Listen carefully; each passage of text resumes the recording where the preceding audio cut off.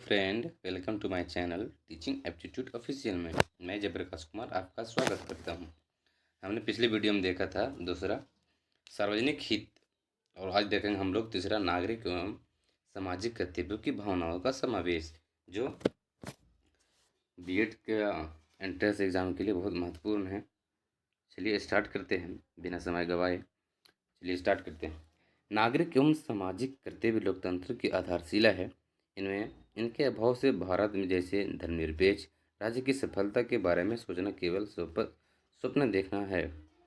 अतः शिक्षा का कार्य है कि वह लोगों को इस प्रकार प्रशिक्षित करे कि वे नागरिक के रूप में अपने देश के प्रति और व्यक्ति के रूप में समाज के प्रति अपने कर्तव्यों को समझे और करे। इस विषय में डॉक्टर जाकिर हुसैन का कथन है कि प्रजातंत्रीय समाज में यह आवश्यक है कि व्यक्ति नैतिक और भौतिक दोनों प्रकार के समाज के जीवन को उत्तम बनाने की सम्मिलित उत्तरदायित्व को सहर्ष स्वीकार करे। चौथा हमारा है राष्ट्रीय विकास। शिक्षा शिक्षा का राष्ट्रीय विकास। शिक्षा द्वारा ही राष्ट्रीय विकास संभव है। इसलिए यदि हम भारत राष्ट्रीय विकास करना चाहते हैं तो उसे शिक्षा की योजनाओं को प्राथमिकता देनी पड़ेगी। उन योजनाओं में शिक्षा का कार्य होना चाहिए। एक निश्चित स्तर तक सभी कार्य व्यक्तियों को शिक्षा देना। यदि शिक्षा इस कार्य को कर सकेगी तो नागरिकता गुप्त मतदान द्वारा योग्य नेताओं को चुन सकेंगे और सरकार के कार्यों को सफल बना सकेंगे। जब शिक्षा इस कार्य को संपूर्ण कर देगी तब राष्ट्र का विकास होना एक स्वाभाविक बात हो जाएगी। राष्ट्रीय विकास का शिक्षा स्थान कितना महत्वपूर्ण है, चलिए जानते हैं। इस प्रकार प्रकाश डालते हुए शिक्षा का आयोग 1964 से 66 ने लिखा है में भारत के भाग्य निर्माण इस समय की उसकी कक्षाओं में हो रहा है। हमारा विश्वास है कि यह कोई चमत्कारित नहीं है। विज्ञान प्रौद्योगिकी पर आधारित इस विश्व में शिक्षा ही लोगों की खुशहाली, कल्याण और सुरक्षा के स्तर का निर्धारण करती है।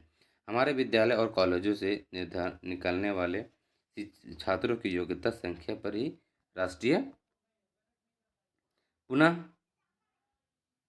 पुनर्निर्माण उस पूर्ण कार्य सफलता निर्भर करेगी जिसका प्रमुख लक्ष्य हमारे रहन सहन का स्तर ऊंचा उठना है। राष्ट्रीय एकता। पांचवा हमारा है राष्ट्रीय एकता।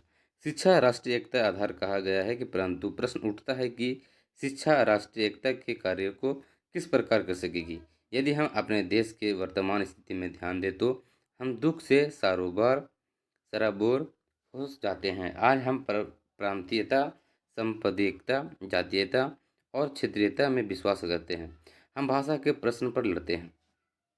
इन सब बातों में ने हमारे दृष्टिकोण को संकीर्ण बना दिया है और हमें प्रभावित करके हमें शत्रुता की भावना उत्पन्न कर दी है। यदि हम इन बुराइयों को मुक्त करना चाहते हैं तो हमें शिक्षा का सहारा लेना पड़ेगा। शिक्षा ही हमें दोष मुक्त करके एकता के सूत्र में बांध सकती है। अगला हमारा है अगर शिक्षा के महत्वपूर्ण कार्य की ओर हमें शीघ्र ध्यान देना चाहिए। ऐसा करते समय हमें यह स्वर्गीय जवाहरलाल नेहरू के इस कथन का ध्यान में रखना चाहिए। राष्ट्रीय एकता के प्रश्न में जीवन की प्रत्येक वस्तु आ जाती है। शिक्षा का स्थान इन सबसे ऊपर है। भावात्मक एकता। भारत में अनेक विभिन्नताएं पाई जाती है। इसमें बहुत से धर्म, परंपराएं, भाषाएं, रीति रिवाज और रहन सहन के ढंग है। हम अपने धर्म, परंपरा, भाषा आदि को अपना समझते हैं और इन पर गर्व भी करते हैं। इनके प्रति हमारे हृदय में भक्ति का भाव निश्चित है, परंतु हमें यह स्वीकार करना पड़ेगा कि इनसे भी ऊपर हमारी राष्ट्रीय महत्वाकांक्षाएं है जो हमें एकता के सूत्र में बांधती है, जो किसी समाज या समुदाय की एकमात्र सम्मति नहीं है। यह भावनात्मक एकता का आदर्श और राष्ट्रीय उन्नति का सोपान है। इस आदर्श को प्राप्त करने में शिक्षा बहुत सहायता प्रदान कर सकती है। शिक्षा द्वारा ही भावनात्मक वातावरण का निर्माण किया जा सकता है। शिक्षा उचित प्रकार के दृष्टिकोणों को विकसित कर सकती है और इसके साथ ही उचित प्रकार संवेगों का निर्माण करके उनको उचित प्रकार के कार्यों से संबंधित कर सकती है। अतः आवश्यकता है कि हम अपने छात्रों के लिए ऐसे पाठ्यक्रम का निर्माण करें जिनसे उनके दृष्टिकोणों और संवेगों का उचित दिशा में विकास हो। केवल तभी वे प्रति अपने कर्तव्य को समझ सकेंगे और लोकतंत्र को शक्तिशाली बना सकेंगे। शिक्षा द्वारा भावनात्मक एकता का कार्य किया जाना कितना आवश्यक है, इसके बारे में जवाहरलाल नेहरू ने 1957 में अपने एक भाषण में त्रिचूर में कहा था, जहाँ कहीं मैं जाता हूँ वहीं मैं भारत की एकता पर बल देता हूँ, न केवल राजनीतिक एकता पर वरन भावात्मक एकता पर, अपने मनों और हृदयों की एकता पर, पृथकता की भावनाओं को दमन पर। सातवां हमारा है राष्ट्रीय अनुशासन। शिक्षा राष्ट्रीय अनुशासन के कार्य पर बल दिया गया है। हमने अपनी स्वतंत्रता की कुछ ही वर्षों पहले प्राप्त की है। ये उसे बनाए रखने के लिए बहुत परिश्रम और सतर्कता की आवश्यकता है, परंतु केवल इन्हीं से काम नहीं चलेगा। हमें इसे प्रत्येक संगठन कुशलता और बलिदान के गुण होने चाहिए। इन गुणों के सहायता से ही हम राष्ट्रीय एकता और स्वतंत्रता को बनाए रखें सकते हैं। इन गुणों को विकास का आधार है। राष्ट्रीय अनुशासन तथा शिक्षा को राष्ट्रीय अनुशासन के कार्य की अवहेलना नहीं करनी चाहिए। भूतपूर्व राष्ट्रपति राधाकृष्णन ने सत्य ही कहा है, राष्ट्रीय एकता और मेल का आधार है। क्या कहा उन्होंने? राष्ट्रीय एकता और मेल का आधार है राष्ट्रीय अनुशासन। चलिए देखते हैं नेचर ऑफ एजुकेशन, शिक्षा की प्रकृति। शिक्षा की प्रकृति से संबंध में मूल रूप से दार्शनिकों, समाजशास्त्रियों, राजनीति शास्त्रियों, अर्थशास्त्रियों और मनोवैज्ञानिकों और वैज्ञानिकों के विचार किया गया है। इन सब के विचारों से शिक्षा की प्रकृति को निर्धारित किया जा सकता है। पहला है इस प्रकार, शिक्षा एक प्रकार की सामाजिक प्रक्रिया है और इसके मुख्य 3 अंग है। सिखाने वाला अर्थात शिक्षक, सीखने वाला शिक्षार्थी तथा सीखने सिखाने की विषय सामग्री अथवा क्रिया। परंतु कभी सीखने वाला उपस्थिति रहकर सीखता है या कभी पर्दे के पीछे से ही सीखता है। दूसरा है हमारा है व्यापक अर्थ में शिक्षा समाज में चलने वाली एक निरंतर प्रक्रिया है, परंतु प्रचलित संकुचित अर्थ में यह प्रक्रिया केवल विद्यालयों में ही चलती है। वास्तव में हमें शिक्षा के व्यापक अर्थ को ही स्वीकार करना चाहिए, क्योंकि इस दृष्टि से शिक्षा कभी न समाप्त होने वाली प्रक्रिया है। शिक्षा एक उद्देश्यपूर्ण प्रक्रिया है जिसके उद्देश्य समाज और द्वारा निश्चित होते हैं और समाज ही इसे विकासोन्मुख बनाता है तथा शिक्षा की समाज को विकासोन्मुख बनाती है। व्यापक अर्थ में शिक्षा की विषय सामग्री अति व्यापक होती है। इसे किसी सीमा से बांधा नहीं जाता, परंतु संकुचित अर्थ में इसकी विषय सामग्री पाठ्यचर्या सीमित होती है, परंतु दोनों में ही व्यक्ति और समाज दोनों के विकास में सहायक होती है। पांचवा हमारा है शिक्षा के स्वरूप निर्धारण। उस समय के धर्म दर्शन, उसकी संरचना, संस्कृति, शासन तंत्र, अर्थ तंत्र और वैज्ञानिक प्रगति आदि पर निर्भर करता है। शिक्षा का कार्य ऐसे मानवों का सृजन करता है जो एकीकृत होकर समाज का विकास करे। हमने परीक्षाओं और डिग्रियों को बुद्धि का मापक बना लिया है और ऐसे चालक मन विकसित कर दिए हैं जो मानवीय समस्याओं से दूर रहते हैं। बुद्धि अनिवार्य प्रतिच्छन करने की क्षमता क्या है? प्रस्तुत है, और उस क्षमता को अपने आप में तथा दूसरों में जागृत करना ही शिक्षा है। शिक्षा का प्रकार जानेंगे। शिक्षा का प्रकार, types of forms of education. क्या क्या एजुकेशन का टाइप है, ये इसका प्रकार है। चलिए देखते हैं। औपचारिक शिक्षा। शिक्षा का सबसे प्रचलित रूप है औपचारिक शिक्षा को नियमित और सर्वाधिक शिक्षा भी कहा जाता है। विद्यालय में प्रदान की जाने वाली शिक्षा औपचारिक शिक्षा है। क्या है? औपचारिक शिक्षा क्या है? जो विद्यालय में प्रदान की जाने वाली शिक्षा को औपचारिक शिक्षा कहते हैं। याद रखिएगा इसे। इस शिक्षा व्यवस्था में उद्देश्य, पाठ्यक्रम, शिक्षण विद्यार्थी विधियाँ, स्थान, समय आदि सब कुछ निश्चित होता है तथा परीक्षा लेने और प्रमाण पत्र देने की व्यवस्था होती है। इस प्रकार की शिक्षा द्वारा व्यक्ति के ज्ञान और कौशल का विकास होता है।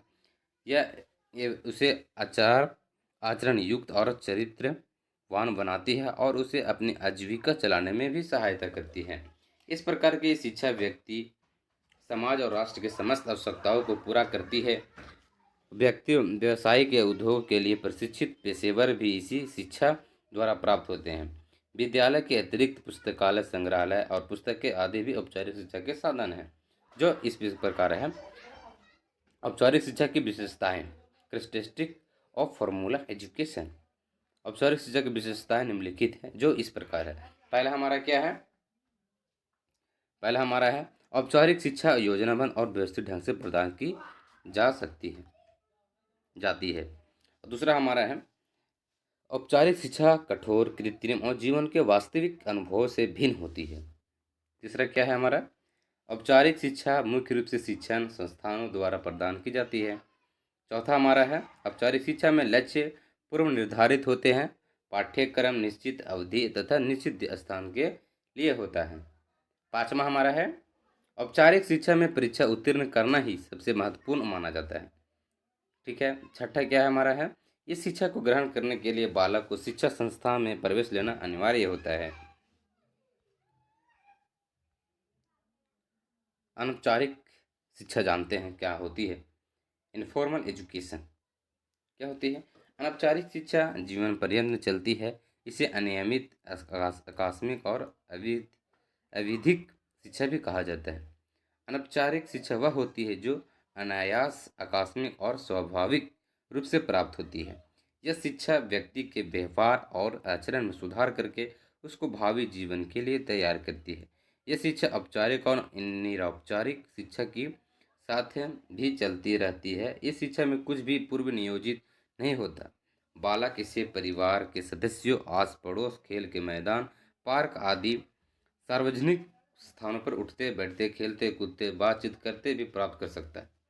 मनोवैज्ञानिकों का मानना है कि अनौपचारिक शिक्षा का व्यक्ति के जीवन में सबसे अधिक महत्व है, क्योंकि जन्म के बाद पहले 5 वर्षों में बच्चों की शिक्षा का प्रारूप प्रायः अनौपचारिक ही होता था। भाषा, सभ्यता, आचरण, संस्कृति की ज्ञान की प्रदाता भी अनौपचारिक शिक्षा ही होती है। अनौपचारिक शिक्षा की विशेषताएं, इसकी क्या क्या विशेषताएं हैं जानेंगे। पहला है इसका अनौपचारिक शिक्षा की विशेषताएं। अनौपचारिक शिक्षा में कुछ भी निश्चित एवं पूर्व निर्धारित नहीं होता है। ठीक है। दूसरा है अनौपचारिक शिक्षा सरल, स्वाभाविक और जीवन से संबंधित होती है। तीसरा है अनौपचारिक शिक्षा व्यक्ति को कभी भी किसी से भी प्राप्त हो सकती है। शिक्षा हम किसी से भी प्राप्त कर सकते हैं, छोटा या बड़ा, कहीं पार्क में भी, कहीं समाज से भी ले सकते हैं शिक्षा। चौथा हमारा है अनौपचारिक शिक्षा में किसी प्रकार का मूल्यांकन की आवश्यकता नहीं होती है। ठीक है। पांचवा हमारा है अनौपचारिक शिक्षा जीवन पर्यंत चलती रहती है। छठा हमारा है अनौपचारिक शिक्षा व्यक्ति के सर्वांगीण विकास में सहायक होती है। औपचारिक अनौपचारिक का अंतर देखेंगे, क्या क्या अंतर है, क्या क्या डिफरेंस है। औपचारिक शिक्षा का क्षेत्र बहुत ही संकीर्ण होता है। औपचारिक में बहुत क्षेत्र में संकीर्ण होता है, अनौपचारिक शिक्षा में क्षेत्र में व्यापक होता है। दूसरा हमें हमारा औपचारिक शिक्षा सुनियोजित और सुव्यवस्थित ढंग से चलती है, जबकि अनौपचारिक शिक्षा कुछ भी पूर्व निर्धारित नहीं होता है। ठीक है। होता है, यह व्यक्ति के आकस्मिक रूप से प्राप्त होती है। तीसरा हमारा है औपचारिक शिक्षा का मुख्य उद्देश्य बालकों का बौद्धिक विकास करना है। अनौपचारिक शिक्षा का मुख्य उद्देश्य है बालक को सर्वांगीण विकास में सहायता करना। चौथा हमारा है औपचारिक शिक्षा के अभिकरण बहुत सीमित है। विद्यालय, पुस्तकालय आदि इस शिक्षा में अभिकरण है। अनौपचारिक शिक्षा के अनेक अभिकरण हैं। परिवार, समुदाय, धर्म संस्थान, राज्य आदि इस शिक्षा के प्रमुख अभिकरण हैं। पांचवा हमारा औपचारिक शिक्षा में पाठ्यक्रम पूर्व निर्धारित होता है। इसमें कुछ विषयों का सैद्धांतिक और व्यवहारिक ज्ञान कराया जाता है, जबकि अनौपचारिक शिक्षा का क्या काम है? पाठ्यक्रम निर्धारित नहीं होता है, अब संपूर्ण जीवन की इसका पाठ्यक्रम है। छठा हमारा है औपचारिक शिक्षा में शिक्षण विधियां कक्षा स्तर एवं विषय के अनुसार निश्चित की जाती है। अनौपचारिक शिक्षा में शिक्षण विधि या निश्चित नहीं होती है, अनुभव बालक को शिक्षा प्रदान करते हैं।